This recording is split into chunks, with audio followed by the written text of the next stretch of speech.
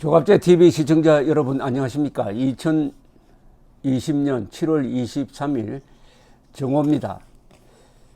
금은유착이라고 하는 이 사건, 채널A 기자와 한동훈 검사장이 짜고 여당에 불리한 기사를 취재를 해가지고 총선에 영향을 미쳤다라는 이 기사는 MBC와 사기 전과자가 합세를 해가지고 만들어낸 어떤 프레임을 여당의 힘 있는 사람들 그리고 법무장관이 앞장서서 그쪽으로 몰아가고, 그래서 채널A 기자와 한동훈 검사장을 수사 대상으로 삼고 드디어 이상한, 우리나라 역사상 처음 보는 이상한 구속영장을 거쳐가지고 이 기자는 구속이 되고 한동훈 검사장은 지금 수사 대상에 올라 있고, 이런 상황에서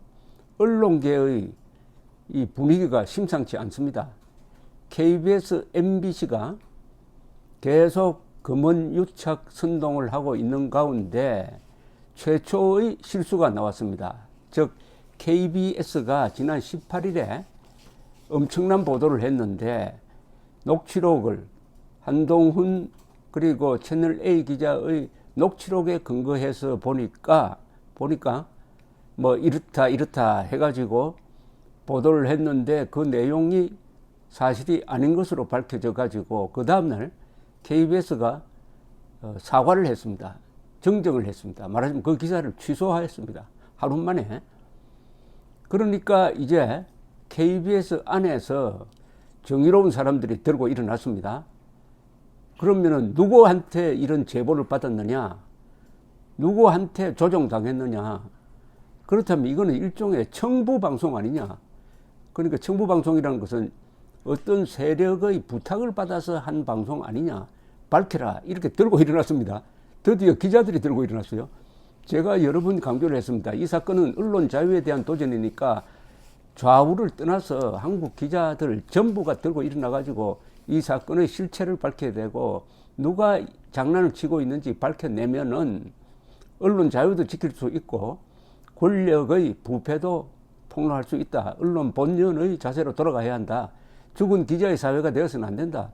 기자들이 들고 일어나라. 이렇게 제가 촉구를 했는데 어쨌든 타이밍이 묘하게 돼가지고 지금 KBS 내부에서 드디어 목소리가 나오기 시작했습니다. 그러니까 이게 한국 기자들이 한 2만 명이 넘는데 이 한국 기자 사회도 갈라지고 있습니다.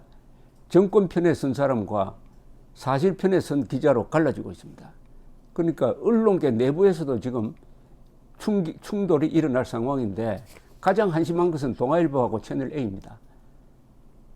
다른 데서 특히 조선일보가 앞장서서 이렇게 진실을 추구하는 취재 활동을 맹렬히 하고 있는데 당사자인, 피해 당사자인 채널A와 동아일보는 입 닫고 가만히 있습니다. 그러면은 그것만 보면은 마치 채널A와 동아일보가 뭘 잘못한 것처럼 느껴집니다. 실제로는 잘못한 게 별로 없고, 잘못한 것은 이 정권 측인데도 이 정권에 굴종하는 모습을 보여주고 있는 오늘의 이 동아일보의 모습은 일제시대 때 뭐 친일했다는 그 이유가 아닙니다. 훨씬 더 비겁한 겁니다. 언제까지 동아일보가 침묵으로 버티고 있을지 한번 보겠습니다. 우선 KBS 안에서 벌어지고 있는 상황을 설명드리겠습니다. KBS 인연대가 조직이 되었습니다. KBS 뉴스 9 검언유착 오보방송 진상규명을 위한 KBS 인연대, 여기에 서명한 사람이 100명을 넘었다고 합니다.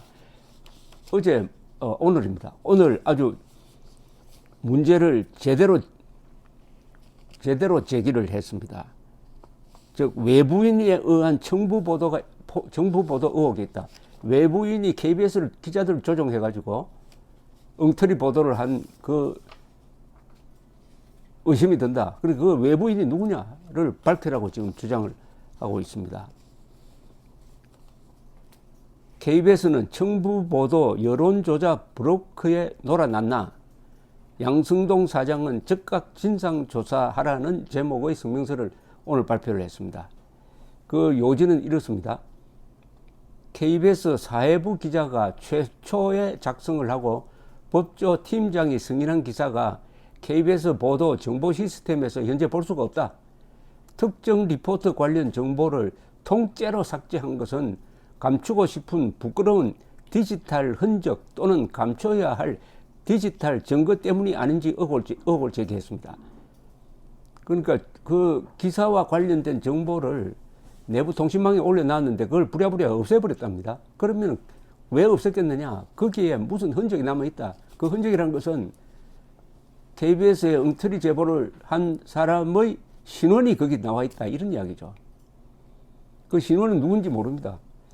일설에는 검찰 내부에서 나왔을 것이다. 또는 외부 정치인들이 나왔을 것이다. 아니다. 브로커다. 뭐 이렇게 뭐 하는데 이거 아마 곧 밝혀질 것 같은데요.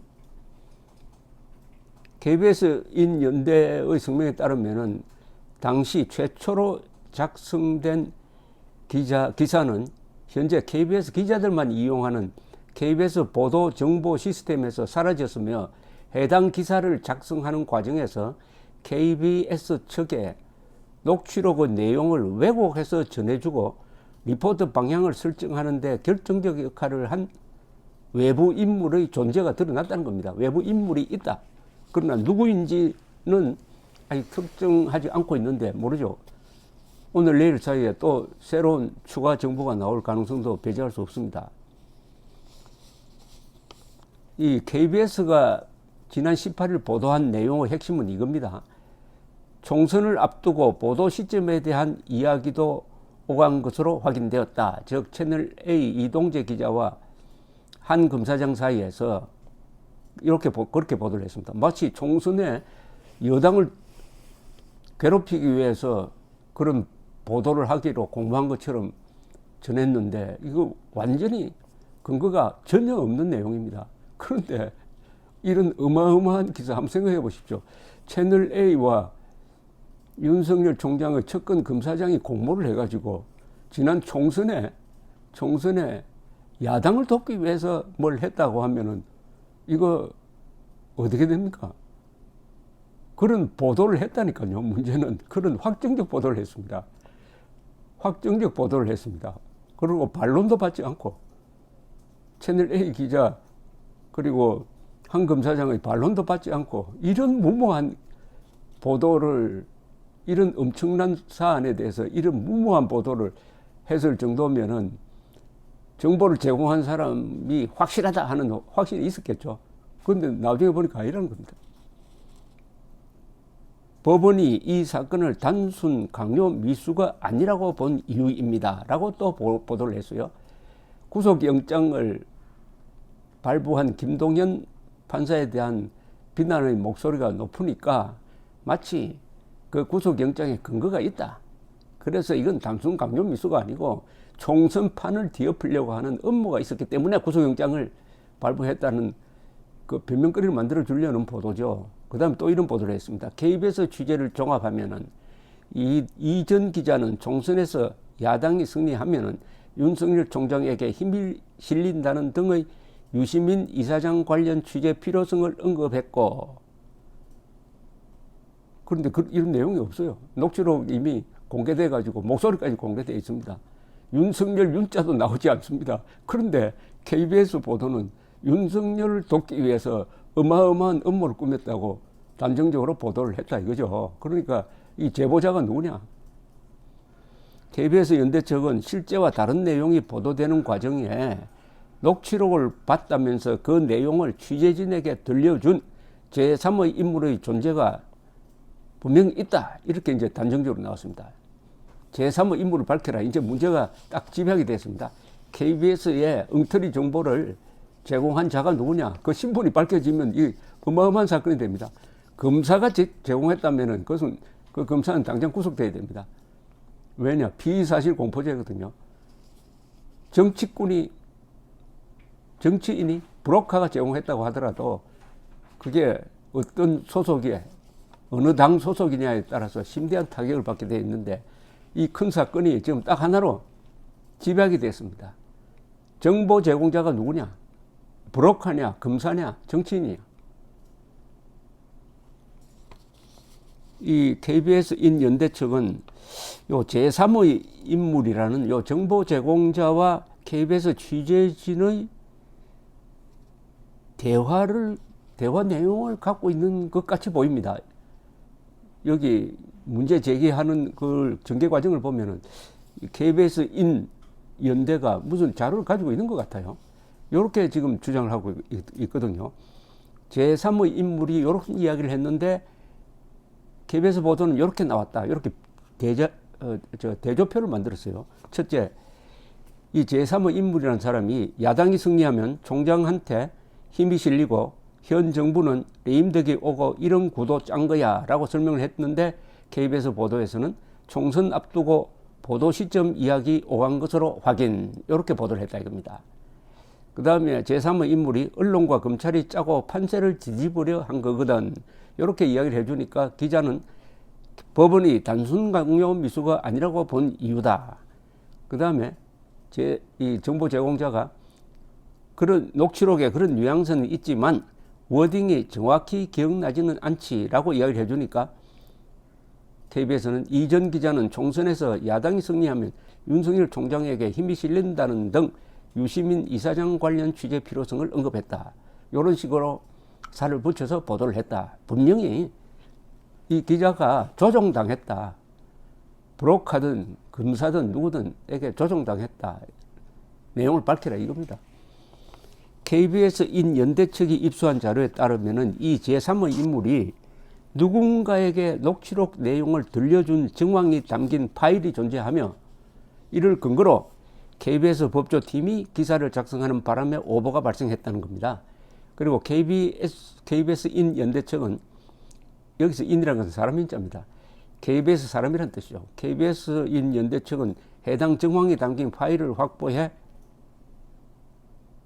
오늘 일부 내용을 공개한 것으로 보입니다. 전부 다 공개해버리면 좋겠는데 아마 카드를 순차적으로 쓸 것 같은 느낌도 듭니다.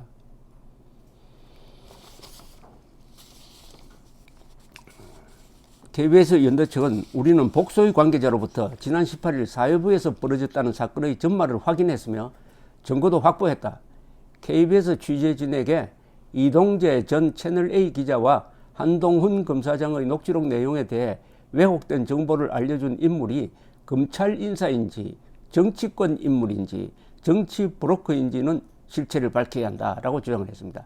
그러니까 파일은 입수를 했는데 기자에게 제공된 파일은 입수했는데 이 파일 작성자가 누구냐?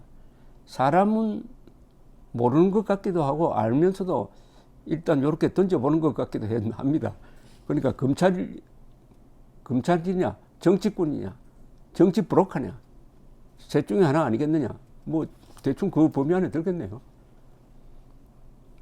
KBS 인연대 측은 이날 성명에서 양승동 KBS 사장에게 제3의 인물이 누구인지 밝히고 즉각 진상조사에 돌입할 것을 요구를 했습니다. 거부할 경우 외부 시민단체와도 연대해 이번 사건의 실체적 진실 규명에 나서겠다, 이렇게 이야기를 했는데 조금 더 어떻게 하겠다는 그 조치 내용을 조금 더 전해드리겠습니다. 1. KBS 내의 양심적인 노동조합 등은 물론 외부 시민단체들과 연대조직을 구성한다. 2.